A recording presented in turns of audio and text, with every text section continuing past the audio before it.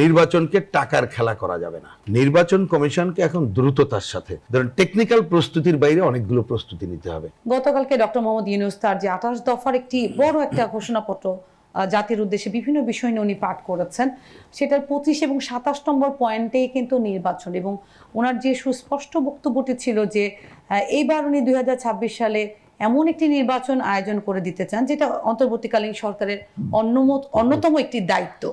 এই মর্মে ইসিকে উনি চিঠিও পাঠিয়েছেন, এবং ইসি অবশ্য বলেছেন, জনাব উনি কিন্তু আগেই বলেছেন যে আমরা আগে থেকেই নির্বাচনের প্রস্তুতি নেওয়া শুরু করেছি। কোনো দল ধারণা করছেন এটা ফেব্রুয়ারি না হয়ে ডিসেম্বরও হতে পারত যদি ইসিতে ঘোষণা হয় এবং প্রস্তুতি থাকে।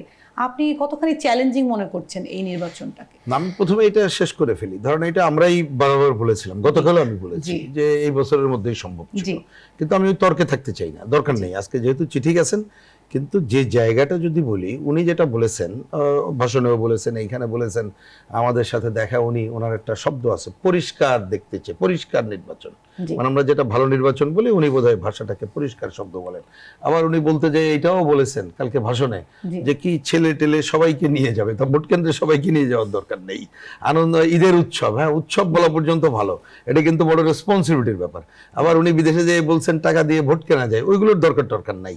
সুতরাং ভালো নির্বাচন করা দরকার, কিন্তু সেইটা দেখার ব্যাপার কি, এইটার করার জন্য যে কথা একেবারে পরিষ্কার, মানে আমিও পরিষ্কার করে বলি, নির্বাচন কমিশনকে এখন দ্রুততার সাথে, ধরেন টেকনিক্যাল প্রস্তুতির বাইরে অনেকগুলো প্রস্তুতি নিতে হবে।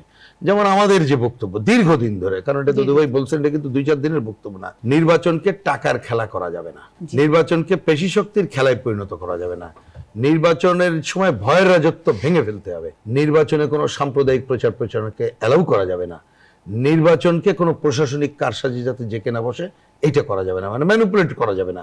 তাহলে এর জন্য কতগুলো আইন কানুনের ব্যাপার আছে। আর একটা বড় কাজ আছে, ধরেন এইবার আমরা একটা গণ অভ্যুত্থান উত্তর পরিস্থিতি তো করছি, আমরা তো বলি কি রাজনৈতিক দলগুলোরও দায়িত্ব আছে।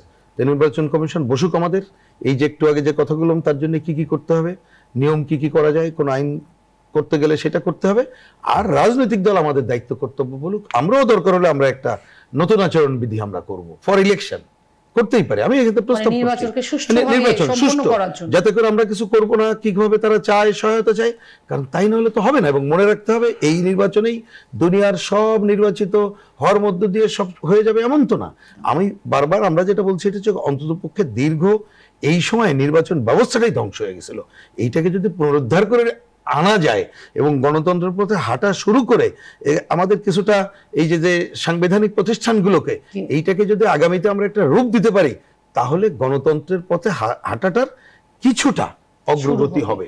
সেইটাই এই সময়ের জন্য একটা বড় সংস্কার, বড় অগ্রগতি, এই কাজটা দরকার বলে আমরা মনে করছি। সে ব্যাপারে আমি আশা করব নির্বাচন কমিশন উদ্যোগ ভূমিকা নেবে, সরকার সহায়তা করবে।